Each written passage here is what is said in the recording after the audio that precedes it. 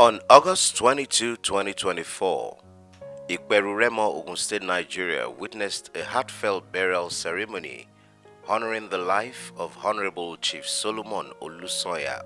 The event, marked by deep respect and solemnity, brought together family, friends and community members to pay their final respects to a beloved figure. The day began with the body being moved from the Olabisi Onabanjo University Teaching Hospital morgue in Shagamu at 9 a.m. The casket was accompanied by family and friends to the House of Assembly in Abeokuta, where a brief tribute was held in his honor, showcasing the esteem in which he was held by fellow honorary members.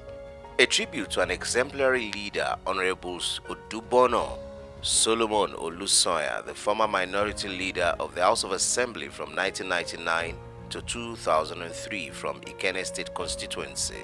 The 4th Assembly Speaker of Ogun State, Right Honorable Oladipo, describes Honorable Odubona as a distinguished public servant and a respected leader. Honorable Odubona's commitment to the betterment of Ogun State will forever be remembered, he said. Right Honorable Oladipo also stated that Honorable Soya Odubona was known for his unwavering dedication to the principles of democracy and good governance. He was a champion for the rights of the underprivileged as minority leader during their session. To Honorable Chief Solomon Olusanya Odubona, today we gather not in sorrow but in profound appreciation to honor the life of Honorable Chief Solomon Olusanya Odubona. Chief Odubona was a man whose influence reached for beyond his role as a public servant. He was a cherished leader, a generous philanthropist, and a steadfast advocate for his community, who left an indelible mark on all who had the privilege to know him. I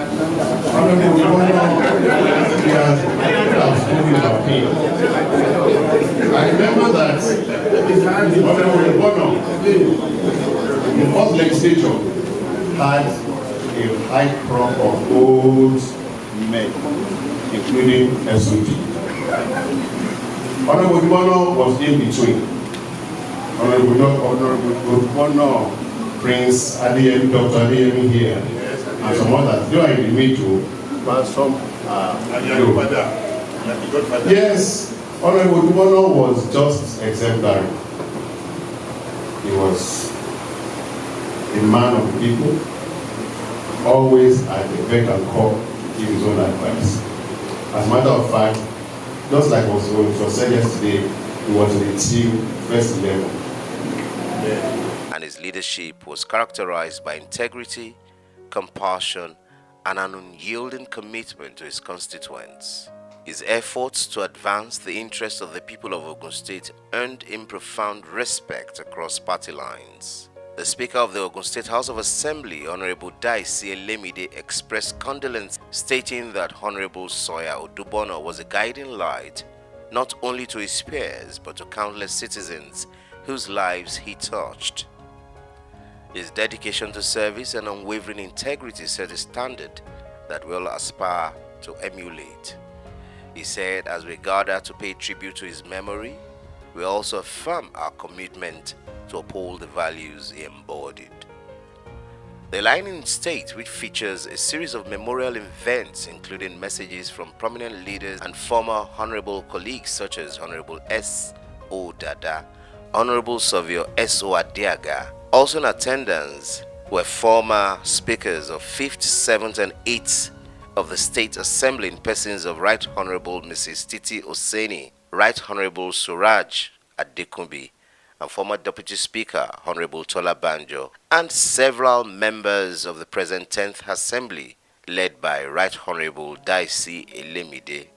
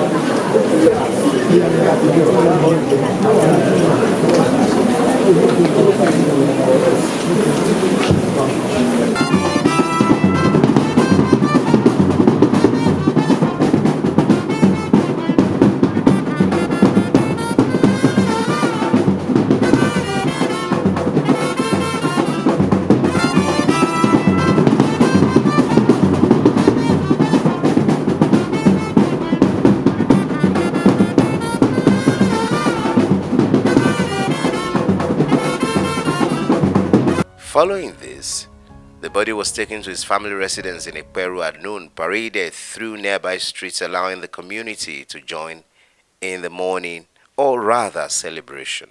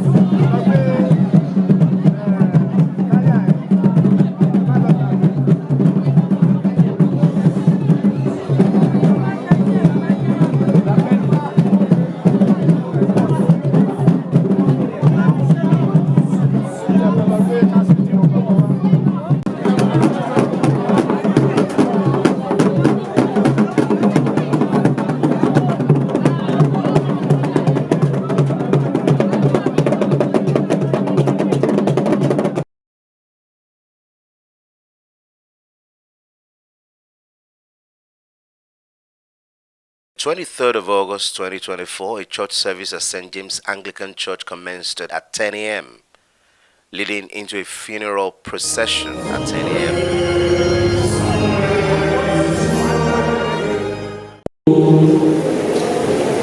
Ibi tí a fi mí sí kẹ́ bàbá báwo ló ṣe ń lò ó níbi tí a fi wá sí kẹ́ bí àlùfáà báwo la ṣe ń lò ó níbi tí a ń lọ tí a lọ pè sílẹ̀ fún wa nígbà tí a bá bọ́ àgọ́ ara yìí sílẹ̀ ohun èrí kan kò lè wọbẹ̀. ẹ̀yin àlùfáà kí aleluya o láyé ìgbà tí àgbàdo lápẹ́ lọ tá a bá fẹ́ ní promotion agbọ́dọ̀ tí a rọ̀ ẹ̀kọ́ orílẹ̀-èdè sàmúlò dáadẹ́ ó tún padà wá ó tún bá wọn wá ní agbọ́dọ̀ ṣe lọ́dún oníṣẹ́ àwọn alága ìfà tí wọ́n ti lọ tí wọ́n di bíṣọ̀pù báyìí.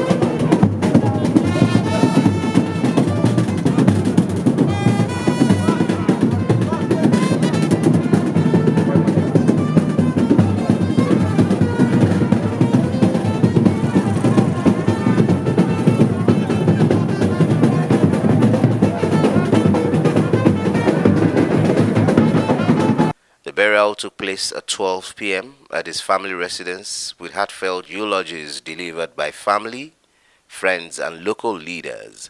Obìnrin ọjọ́ kúkú sáà ló ní ìdí ayé ó sì kú fún òṣì ó ń dàgbàsókè àsìkò ilẹ̀ ní ìtọ́rẹ́ mẹ́kọ́ ó rékọjá lọ bí òjijì.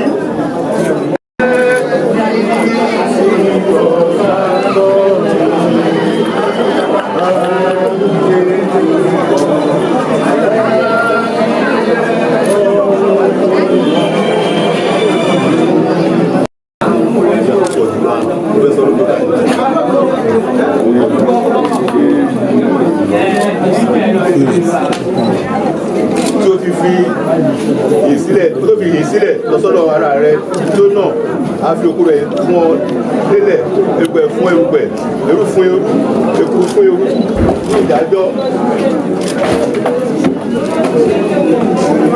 After the burial, a reception was held at the Christ Apostolic Grammar School Hall, Iperu, where guests enjoyed food, refreshments, and general entertainment while continuing to share tributes and condolences. Over 2,000 attendees gathered to celebrate the life of Honorable Chief Olusanya Odubona, a distinguished philanthropist and community leader whose legacy will be cherished by all who knew him.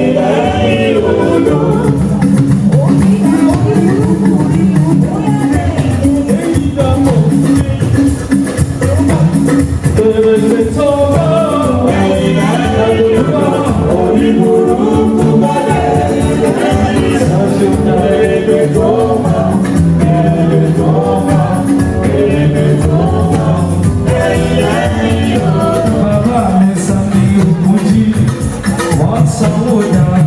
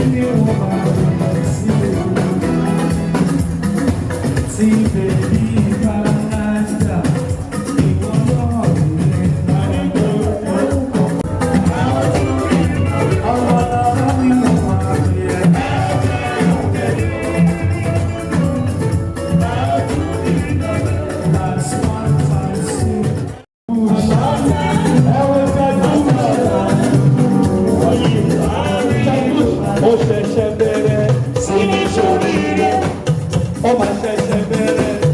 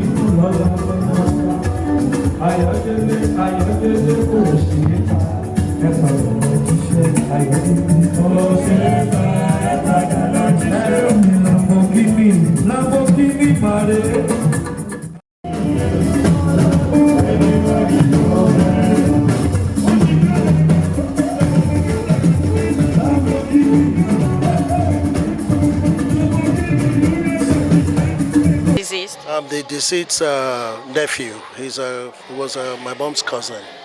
Yeah. What else do you want to know? Can you share with us a few things about the deceased? So now everybody would say they are probably the closest to him. I would say that I lived with him, particularly when I left university until I went to Europe. And to start with, he was a family man. You know, was a family man. He loves family, and his house was always full of nephews, nieces. You know, and the way that a lot of people would not be receptive of families. So he taught a lot of us that the family is one. Bringing everybody together. And in fact, the first real car that I had access to was a car that he gave to me. And in fact, I bought it for his wife, but I ended up using the car, and then the car became mine. He was, out of all the uncles that we had, he was the only one that understood us as young people.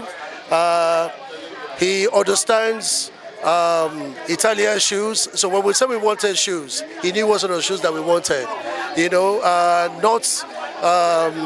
you know, so we quickly knew about Italian shoe names, designer names, you know, as you know, even when we were very young. His shoe size was size 42, and mine was size 43, and we would take his shoes and squeeze our feet into it until we can use those shoes. You know, so when he buys shoes, you know, he doesn't buy like 1, 2, he buys like 6. You know, and when he buys new shoes, he gives out the old ones. You know, so and.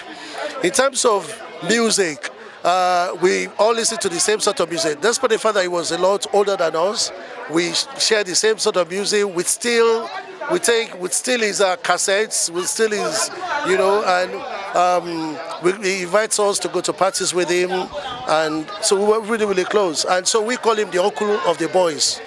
Yeah, the late Honorable Odubona is my father-in-law. But it's more than a father-in-law to me, because he's a very good man, a very peaceful man that loves his children and his grandchildren and his children's wives. I love him so much, and I'm going to miss him so much. It's Honorable Odubona of blessed memory. We met sometime in 1999. We were both elected into the House of Assembly. I was elected on the platform of Alliance for Democracy AD, while he was elected on the platform of People's Democratic Party, PDP. On the 3rd of June, 1999, we were all sworn in. I was elected the Speaker of the House, while he was elected the Minority Leader of the House. And ever since we've been together, and all through the 4 years we were in the House, it was the first 11 of my team. Eloquent, good English, impeccable spoken English, well dressed, and very, very free with people, including both staff and honorable members. It was in between, because then we had honorable members who were under 40. We had honorable members who were over 60. He was between 45 and 68 years old. So it was in between, like very few of them, who were always trying to manage the house whenever there was any hiccups. But in the long run, to cut long story short, he was a man who people could easily emulate. His lifestyle, was a father and a father figure. He was a philanthropist, and of course, he was a man that was well-to-do. Oh my goodness, I can say a lot of things about my dad. My dad is a compassionate person, is an accommodating person, is a cheerful giver. He loves people around him, and you know, and he's a family man as well. Sincerely speaking, the love has been so massive. Like, I was even surprised when I saw everybody, like the whole place was just filled with people, the wake and the church service. Like, I don't know, Daddy, may you continue to rest in peace. Shout out to my mom. I'm just praying God should spare her alive, and like, may she see many more years in the land of the living. And I think that's it. And another thing I want to say about my dad is the kind of person that lived a life. He won't tell you how to live a life, but he will live a life, and you have to take an example from whatever he's doing. So that's one thing I love about my dad as well. So I think that's it.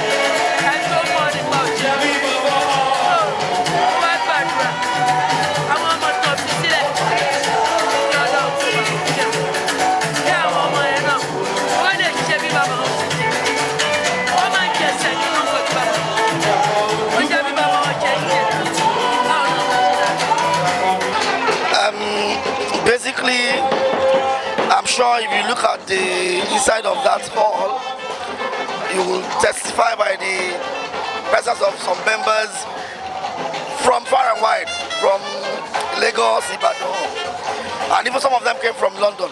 One came from London.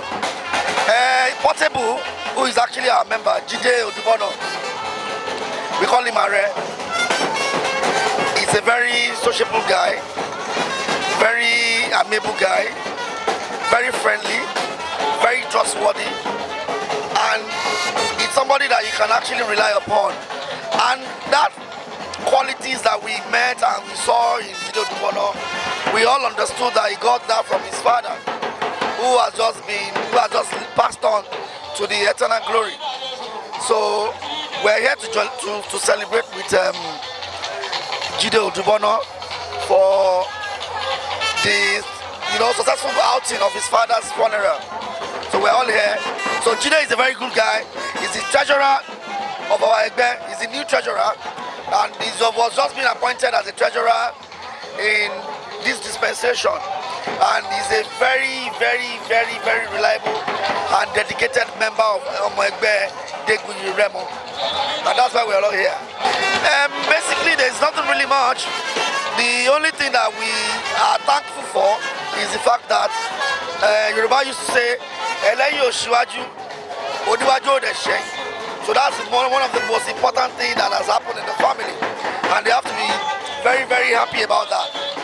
And after this funeral service, we want them to ensure that they are in one accord, they are in one unity. They should not allow anybody, because Baba has gone. Baba might be the one that has been talking or whatever, I don't know. But they should not allow that missing of Papa to become a vacuum in the family. All of them should come together. They should all come together as one family, and begin to do the way they've been doing before.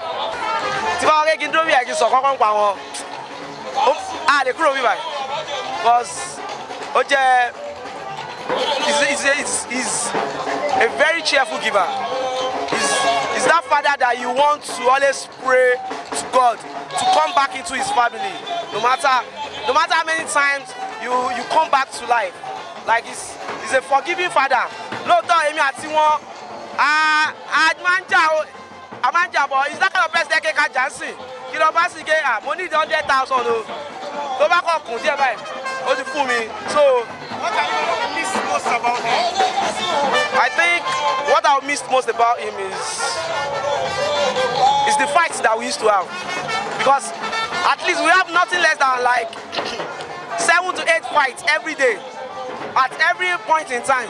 But bí ìjà yẹn ṣe ń pọ̀ tó, òun náà ni eré yẹn pọ̀ tó àti ìfẹ́ yẹn pọ̀ sí. So I feel like that's the most important thing. I'll miss that fatherly love. Like, to be honest, I'll leave my because so I'll miss that fatherly love. I'll miss going home to meet someone that daddy Ekunle mo le ever of anybody mo Ekunle daddy. So I'll miss all those, all those things, stuff like that. Those are the things I'll miss. Bàbá tó fi yangàn láwùjọ ni bàbá ni dádì wa. Mi ò rò bóyá adjective kan wà tí mo lè fi qualify bí ìwà wọn sí àwa ọmọ bó ṣe dá tó àti sí àwọn ọ̀rẹ́ àti sí ẹbí.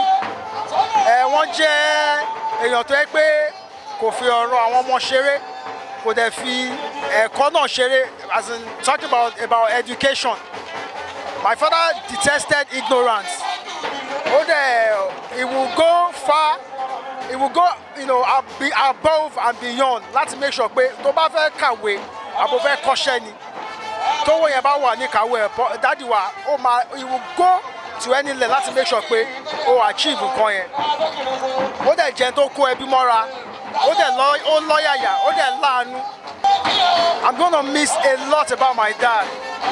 I'm going to miss his generosity, his kindness, then his compassion towards anybody's situation. He's very compassionate. My dad will call me on my birthday, will call my children on their birthday. My dad will tell me to send my account number that I want to send my children money. As in, I can, keep counting and keep counting and keep counting. Relationship, èmi ni ọmọ wọn. Ikú dádì mi ó dùn mí gan-an. Kọ́lọ́run jọ nínú àná kó bá mi tẹ̀ wọ́n sáfẹ́fẹ́ rí. Kọ́lọ́run bàbá ọmọ ìmọ̀ kó dẹ̀ wà pẹ̀lú wọn. Kó bá mi gbá ìyẹ̀pẹ̀ kúrò lójú wọn. Kọ́lọ́run kó jọ nínú àánú ẹ̀. Kó jẹ́ kí ìlérí àti májẹ̀mú ayọ̀ Ọlọ́run ní ọ̀run rere. Kọ́lọ́run kó bá mi fi jí kan. Kọ́lọ́run kó bá mi pa gbogbo àṣìṣe wọn rẹ́ ní agbára ògo Ọlọ́run. Wọ́n wà ní ọwọ́ ọ̀sùn bàbá Olódùmarè. Gbogbo ẹ̀ṣẹ̀ tẹ́ṣẹ̀ yòówù tí ò ní jẹ́ kó dé ìjọba Ọlọ́run. Kọ́lọ́run kó jọ nínú àánú ẹ̀ kó ro sí gbogbo àwọn ọmọ. Kọ́lọ́run kó jọ kó bá wa tẹ́ wọn sáfẹ́fẹ́ rẹ̀. Kọ́lọ́run jẹ́ kó wọ̀ rè kó lọ sinmi torí wọ́n ti suffer a lot lórí sickness wọn sí. Kọ́lọ́run kó wá jọ nínú àánú ẹ̀ bọ́n ṣe suffer ní ayé yìí. Kọ́lọ́run má jẹ́ kó suffer bẹ́ẹ̀ lọ́run. My grandfather was a very good example of what we call a family man. He had really big ideas, dreams, and he loved giving back to his community. It's just a really good role model, you get. So, yeah. My condolences to you. Thank you very much. The late Honorable Solomon Olusanya is a great man, a man of policy, a man of honor. In fact, I don't know how I can describe him because my first outing in Nigeria to America, the man was on a seat, being an assembly. He was on a seat by that time. The money given to me on that period is now equivalent to 10 million naira. When I was going, the man helped me. He was an helper to the how can I put it? He was an helper. He was so kind, honorable, late honorable Solomon Odubona.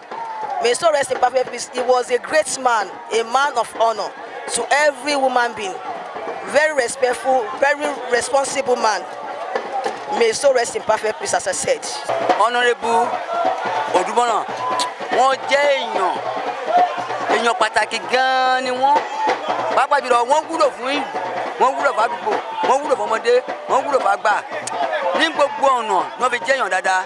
Number one, nínú agboolé tiwa, lára agboolé Ìgbòho yẹn tó jẹ́ Ìpẹ̀rù, wọ́n kó àwọn ọmọdé mọ́ra, wọ́n kó àgbàlagbà mọ́ra. Gbogbo nǹkan mèremère tó wà ní àdúgbò, púpọ̀ nú ẹ̀ kò ṣẹ̀yìn wọn, ìyẹn lọ bẹ́ẹ̀. wọ́n tún jẹ́ ẹni tó jẹ́ pé wọ́n máa ń fún ọmọdé ní ìmọ̀ràn wọ́n ń fún àgbà ní ìmọ̀ràn kò sí nǹkan tó bá jẹ́ pé ó wọnú agboolé tàbí abẹ́tẹ́yìn bá lọ bèrè fún pé ẹ̀gbọ́n àwọn ọ̀dẹ ló jẹ́ Ọ̀tún Balógun Ìjẹ̀nà bẹ́ẹ̀ náà ni àwọn náà ló ti jẹ́ Akin Akọ́gbà pẹ̀lú. Dádì mi ni ẹ̀gbọ́n mi ni nítorí pé èèyàn pàtàkì ni wọ́n láwùjọ ní àdúgbò yẹn wọ́n ṣe ribiribi méje yàyà mẹ́fà wọ́n kóyàn mọ́ra lẹ́kọ̀ọ́ àìmọye èèyàn tó ti gbà síṣẹ́ níṣẹ́ NEPA àbúrò mi gan wọ́n gbà síṣẹ́ Chief Solomon Odubona èèyàn ni wọ́n awọṣọ máa wọ tànà wọ́n gbajúmọ̀ púpọ̀ honorary ni wọ́n